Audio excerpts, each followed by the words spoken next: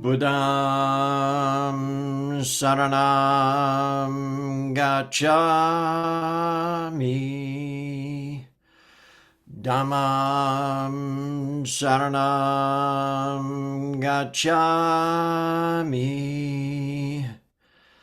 Sangham Saranam Gacchami. I go for refuge in the Buddha. I go for refuge in the Dharma. I go for refuge in the Sangha. Buddham Saranam Gacchami. Dhammam Saranam Gacchami. Sangham Saranam Gacchami.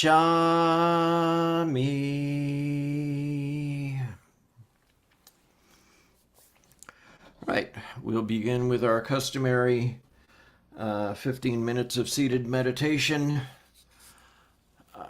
The way needs no cultivation. Just don't defile it. What's defiling?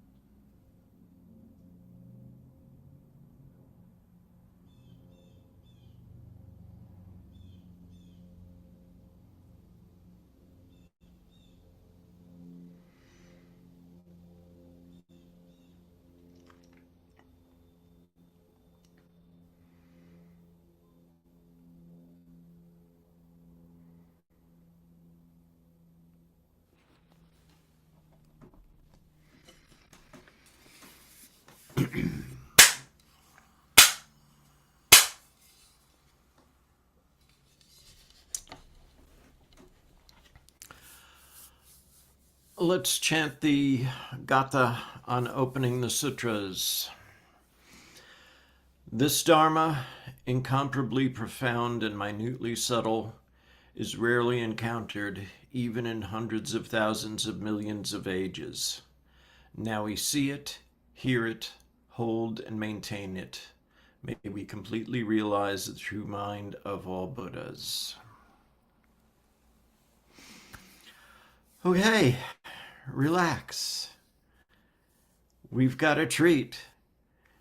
We've got the return of Wan Young from our sister East Mountain Sangha, Scudder Falls Zen.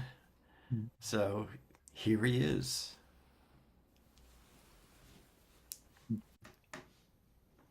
Namo Amitabha Buddha, Namo Amitabha Buddha, Namo Amitabha Buddha, Namo Amitabha Buddha. This is going to be an unusual talk for me. I mean, y'all know how these things usually go. They're pretty short, tell stories, often self-deprecating, don't usually explain a whole lot or lecture much. But I suspect that many of you are probably not real familiar with Pure Land Buddhism. Could be wrong, but because it's that I'm going to have to explain a lot of things. So it's going to be longer than usual, more explanatory than usual. And big point here for today is Pure Land practice as this great surrender to the Pure Land here and now, giving up control, and how this has transformed my practice, transformed me. And I mean, now really, I mean, I'm as much a Pure Land Buddhist as a Zen Buddhist. Not that I ever really worry much about such things. Well, there's a common view among at least American converts to Buddhism, I guess, at least those interested in Zen, I suppose, view of Pure Land Buddhism as this superstitious, supernatural, popular or folk version of Buddhism, where you chant Namo Amitabha Buddha, and then you'll go to Amitabha's Pure Land when you die. And so there's no need for meditation, any real work. You defer awakening until some future lifetime. Well, regardless of that or what it really is, it is part of the inheritance that came to us through Five Mountain, and coming through both its, primarily Korean, but also somewhat Vietnamese inheritances, in Korea and China and Vietnam, Zen, Huayan, Pure Land, Yogacara, all these things were just all combined together. And folks like Wan Yo and Chinul taught Pure Land practice and brought it all together with these other forms. And in Japan, Zen and Pure Land seem to be perhaps, almost totally separate. And I get the impression that Japanese Pure Land approaches are maybe what's most people most familiar with in the United States. And there, sometimes in China, it seems that there will be a separation, but that separation seems to be more the exception than the rule. Well, the Five Mountain Order that we had come out of before certainly emphasized Zen, but Huayan and Pure Land were there part of it. You see it in some of the, nowhere else in some of the chanting. And I think it's got a lot to offer. I see Zen and Pure Land is really complementary. It's this like glove in hand sort of thing. And what I'm going to be saying here today is like nothing new. Lots of teachers, different times and places that said this sort of stuff. But I start off with explaining some key concepts just to get us up to speed. The Pure Land itself, what it is, and then there's this concept of self-power versus other power, which you may or may not have heard of before. And so first about the Pure Land. Well, Pure Land Buddhism is substantially based on, there's 3 so-called Pure Land sutras, although I mean, it seems like half the Mahayana sutras are in one way or another a Pure Land, some deal with some sort of Pure Land. But these are sutras from India, the shorter and the longer Amitabha Sutras, the Contemplation Sutra.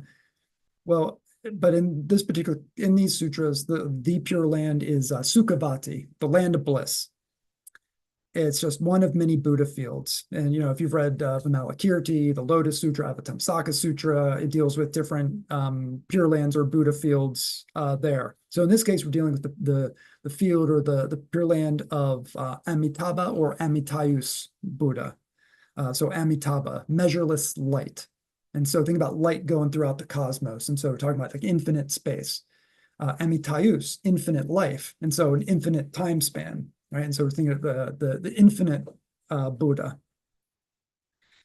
Okay, so then the practice. There's this idea that with even a single pure recitation of Amitabha's name, when you die, then Amitabha will come and embrace you, take you off to the Pure Land, where you'll then have as much time as you'd ever need to practice unhindered and become a Buddha.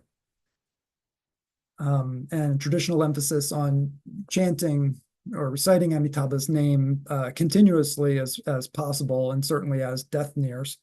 And the efficacy of this is based on the vow of a guy named Dharmakara. So he was a king, lived before Siddhartha, and so when he was around, the Buddha of the time was Lokeshvara Raja Buddha.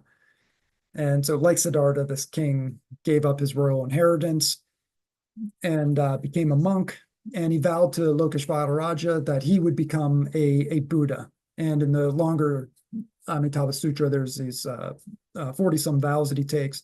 And the 18th one is that when he becomes a Buddha, anyone who thinks upon him or his name will be, even just for moments, will be reborn in his Pure Land, where no one regresses. And again, you got all the time in the world to become a Buddha with no hindrances. And so this vow is really like a bodhisattva vow, right? And this brings us to this idea of self-power versus other power. Now, this is not in the sutras, but this comes from the so-called first Chinese Pure Land patriarch, Tanluan. This is in the 6th century, where he said that we attain the conditions for awakening through other power, in this case, particularly the power of Dharmakara's vow, or the merits that he accrued then transfer to us to provide the conditions for awakening, not under our self-power or our own merits. All right, that's like the basic, straightforward, nuts and bolts introduction to Pure Land Buddhism. So now for how I've been practicing it and understand it, integrating Pure Land and Zen. Again, there's not going to be much new here. Lots of Korean, Chinese, Vietnamese teachers talked about this in the same way or in similar terms. In fact, there seems to be like an obvious way for Zen folks to approach this stuff. Like, as I've been saying these things, you might have been thinking the same stuff that I came up with. Like, I came up with stuff, and then I'd read, there's these other folks from thousands of miles away from each other coming up with the same things, right? There's sort of an obvious way of going about this. All right, so just first thing about Amitabha, this Buddha, as the Dharma body, and so analogous to Vairochana Buddha, and so the cosmos as perceived in its original nature, everything interdependent, penetrating, and empty. And if Amitabha is constituted by everything in its interdependence and inner penetration, then we and Amitabha are non-separate, right? Amitabha is ever present. And so what it is, his Pure Land or his Buddha field. So, Malakirti, describes these Buddha fields as like, we all basically have them, of greater or lesser size, greater or lesser purity. There's fields that influence where individual Buddhas have their influence over others. So in this case, it encompasses the entire cosmos. And so really there's no separation or no difference between Amitabha and his Pure Land. So to be in Sukhavati, the land of bliss, is to awaken to this perception of the cosmos and self in its original nature as interdependent, interpenetrating, empty. All right. So what about this idea about upon death being embraced by Amitabha and going off to the Pure Land?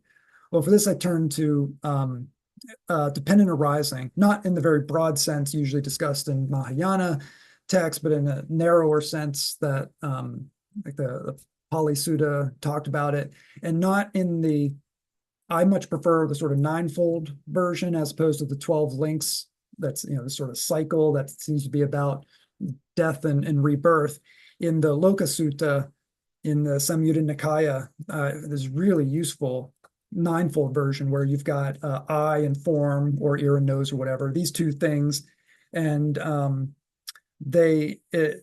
when they interact, it leads to eye consciousness, ear consciousness, whatever. You see this third thing. Those three things together are contact. There's the fourth thing: contact conditions feeling, feeling conditions craving, craving conditions grasping, grasping conditions becoming, becoming conditions birth, birth conditions aging, death, suffering in general. Right. So what's arising? Obviously suffering, but also a sense of self. And so dependent arising as the selfing process, that the experience of self emerges in each moment. And so you have birth, death, and anything that arises, of course, then subsides as well. And so in each moment, you got birth and a death, rebirth. And so where do you want to be reborn then? In each moment, right? You got this birth, death, rebirth happen each moment. Where do you want to be reborn? In the hell realms, as a hungry ghost, or in Sukhavati, where you get to become a Buddha and help other people. And so our experience of self dies in each moment, creating this opportunity for Amitabha to embrace us in each moment, this opportunity for us to be reborn in Sukhavati in each moment. And if Amitabha is the cosmos, then there's no separation from it. And so then that idea that Amitabha comes and embraces us upon death, well, it can be no other way. There's this constant embrace by Amitabha. Or since there's no separation, what the heck, we're embracing Amitabha, or, there's just embracing, right? And so we must merely you perceive in each moment the cosmos in its nature of interdependence, interpenetration, and emptiness, and accept that continual, irresistible embrace of Amitabha in each moment. All right, so there's a Zen reading of things. So how do we get there? Here's where the self-power and other power stuff comes back in. So Pure Land has this definite emphasis on other power, the power of dharmakars, vows, and merits. In Japanese Pure Land, it seems to be exclusive, like other power is useless, right? Zen Buddhists in America, these converts, tend not really talk about this, but there's this implicit emphasis, perhaps even exclusive emphasis on self-power, your own efforts, your own determination.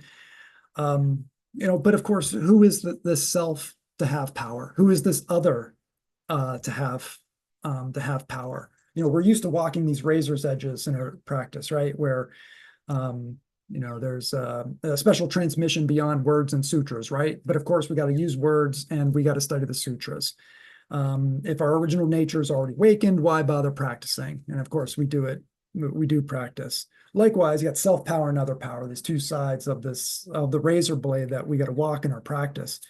It's really common for Chinese Pure Land Zen teachers to talk about using both, right? Using self-power in the context of other power.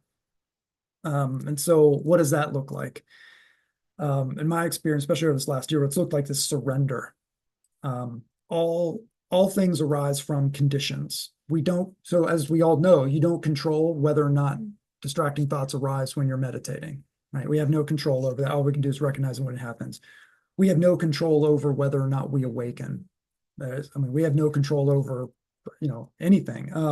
Who is the self to have control in the first place? Here's a concrete example of surrender. This is actually from some years ago. I was doing a 10-day meditation retreat and meditating 8 to 10 hours a day. And man, my back started killing me after just a few days. And those of us who were only done it the first time, we were allowed to leave the meditation hall and go lay down and rest our backs and meditate laying down. And, and I was like, here, there's this great opportunity I got. And I was like, man, I'm like, it's frustrating that I feel like I'm wasting it with this. And day 6, I'm sitting there and my back is killing me and I'm thinking about getting up. And I vowed at that moment, like I would rather die on this spot than get up now. Now that might seem like self-power, like the epitome of self-power, but it really wasn't. It was this. So I mean, reflecting on it, it only occurred to me later after the retreat, realized what had happened. I was really surrendering to the pain, just accepting that's just what things are. Just accepting it, and surrendering to it. Man, like magic, the pain evaporated, and I had perfectly comfortable, wonderful meditation for the rest of the time thereafter, just surrendering to it. I'm not saying, surrendering to everything's gonna, surrendering is gonna, cure everything, but it worked there, but give up control over awakening. Give up a sense of control in meditation, of course. One of the first talks I heard from teacher Andre, he was talking about how good Zen teachers don't give their students anything. They take everything away. And yeah, so like give it up, give everything up. And don't just give it up to something, to Amitabha Buddha. Give up cravings, give up control as thoughts arise, give up even a right um, to those distracting thoughts. They're not yours. I mean, who are you to have any thoughts to begin with? Who is this self? Give it all up. Pure Land practitioners often talk about Pure Land practice as the easy path. This comes from a text on the Pure Land by Nagarjuna, where he used that phrase. But I found it to be incredibly difficult. It's the most difficult practices that I've done, and has been a big part of what I've done over the last year. And largely so difficult because it just requires giving up so much. That was incredibly hard for me. It's also because I'm a student of inferior capacities. We all know from the sutras, Huineng, wherever, students of superior and inferior capacities. So look at me, what I'm doing here tonight. I'm talking about Pure Land stuff as something that comes like after a whole bunch of like real Zen practice. Like it's as if it's this advanced practice. Here I am trying to reconcile Pure Land and Zen. I can't just accept the Pure Land like this literal place after a literal death. I just don't have enough faith for that. I can't just accept Nagarjuna's easy path. I mean, Nagarjuna didn't actually write this, right? It's pseudo Nagarjuna. Never mind, right? Like that's exactly what I'm talking about there, right? I had to get it all like intellectual and worry about a matter of relative truths and whatever, who cares, right? But this, I'm just not good enough a student to do the supposedly superstitious popular folk form of the Pure Land. I mean, that approach is for the students of superior capacity.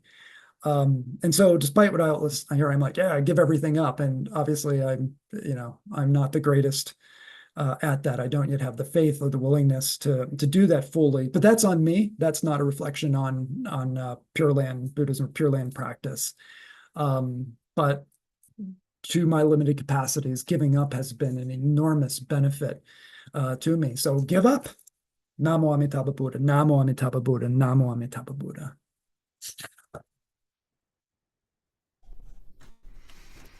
Namo Amitabha Buddha. To say it in another context. Rather than counting, quite often, counting breaths, I would also often na, mu, mi, ta, bul on inhale and exhale, just to, Awesome. as like you said, it's part of Korean Son practice. Always has been. Andre referred to it as farmer Zen, actually, if you Yeah, remember. I remember that. So, anyway, let's go back and have another 15-minute seated meditation.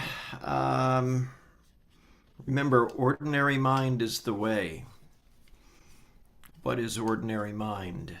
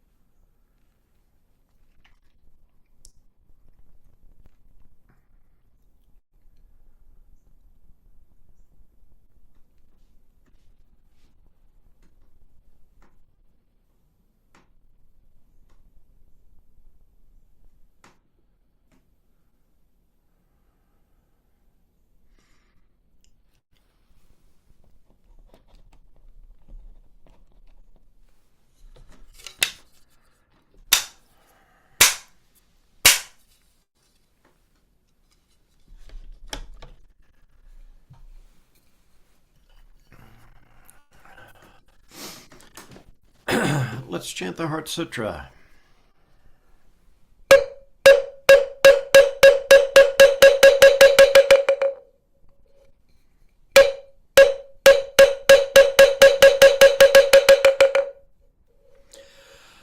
Mahaprajna Paramita Hridaya Sutra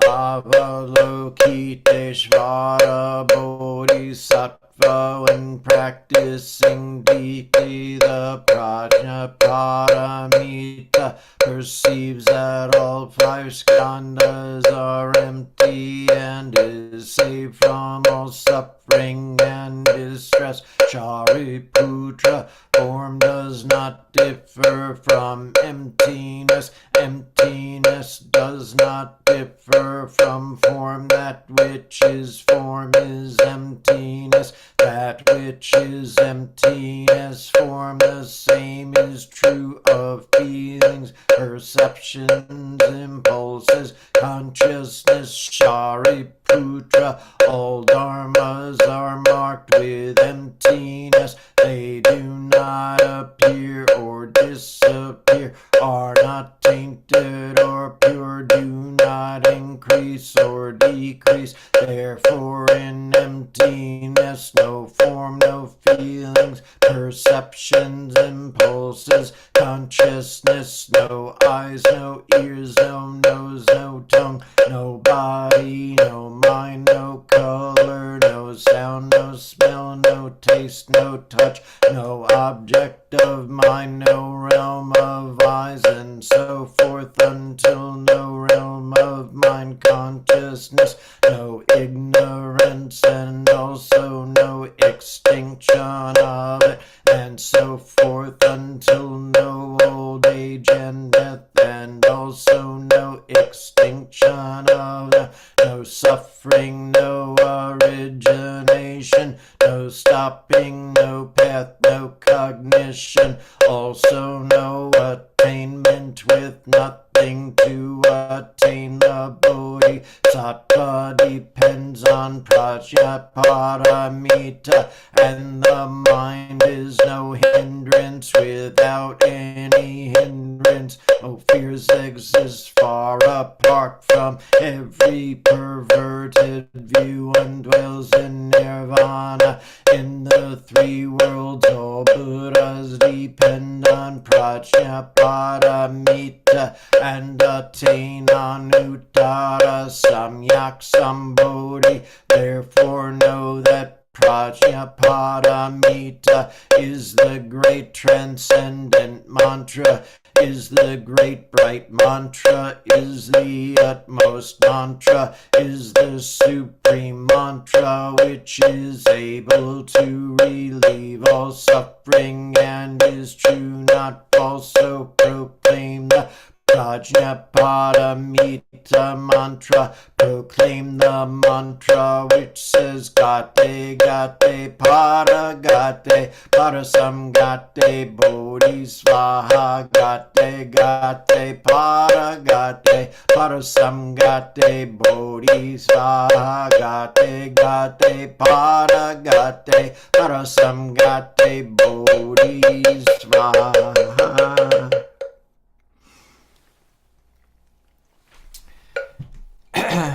And we'll do our personal dedications of merit.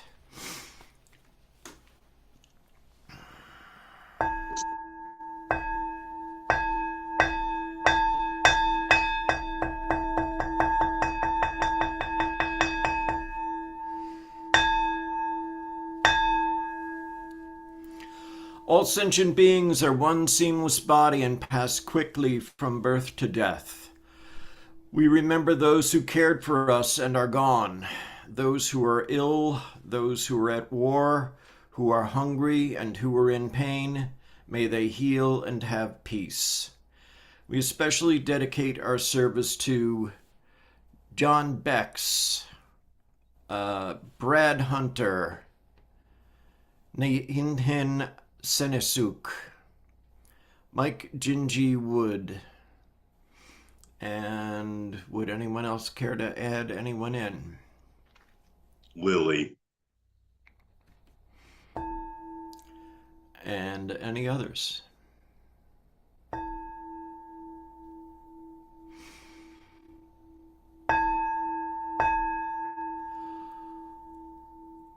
All beings in the 10 directions, subject to the greed, hatred, and delusions of themselves and others.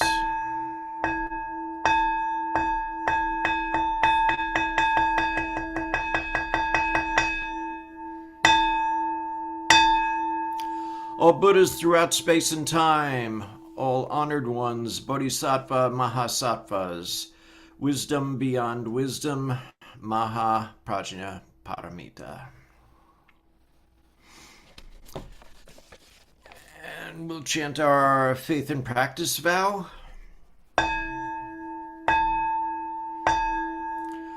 I will never retreat and will be firm in my mind in this correct Dharma. I will escape from the samsaric cycle of birth and death and definitely will see my original face.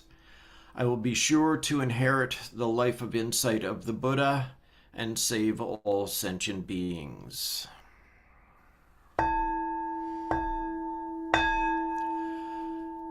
Brother Hengel. Infinite realms of light and dark convey the Buddha mind. Birds and trees and stars and we ourselves come forth in perfect harmony. We practice and recite this for all beings, and grateful thanks to our many guides along the way.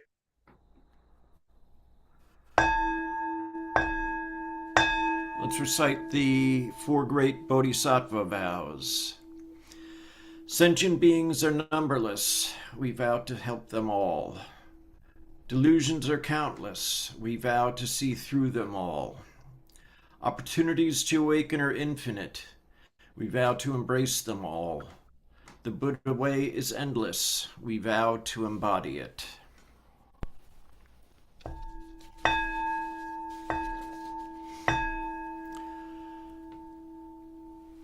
Life and death are of supreme importance.